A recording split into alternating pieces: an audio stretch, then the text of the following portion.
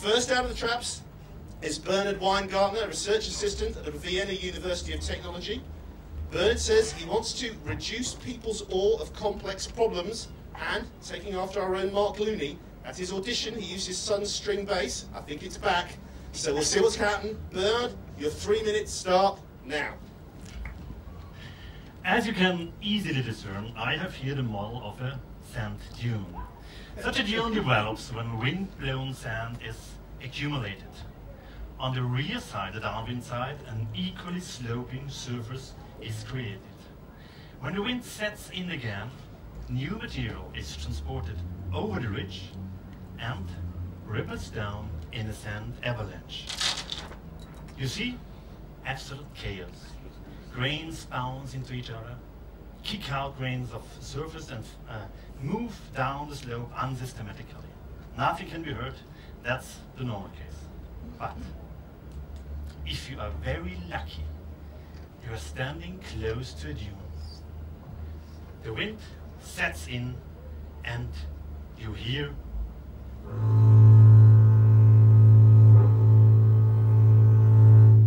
this is an extremely rare phenomenon. Worldwide, we only know a few dozen of these booming dunes. The sound is very loud and it has a clearly recognizable pitch. That means one fundamental frequency. And my model can reproduce it very authentically. The big question is, how is the sound created? Obviously, the sand avalanche makes the dune vibrate. In the same way as the rear side of this double blast is vibrating and emitting a sound, the rear side of the dune vibrates like a membrane of an enormous loudspeaker. The sand grains amazingly organize themselves. Somewhere in the sand avalanche, there's a pulsating flow. Each pulse emits a weak shock wave, which moves downwards within the avalanche, gets reflected at the surface, comes back, and exactly in the right moment, it causes an enforcing push to the top layer where it came from. Imagine this as a child on a swing, moving forward, backward, and exactly in the right moment, it gets the push. This self-reinforcement, it's a kind of resonance, favors one particular pulse frequency, which then more and more dominates the entire movement, the entire avalanche, and finally, millions of sand grains are moving in perfect synchronization at the same pace down the slope and produce the sound. It is still unclear how this works in detail, this mechanism. But if we manage to decipher the interplay of grains and waves in a computer simulation, we can finally unravel the mystery of the booming dunes. Thank you.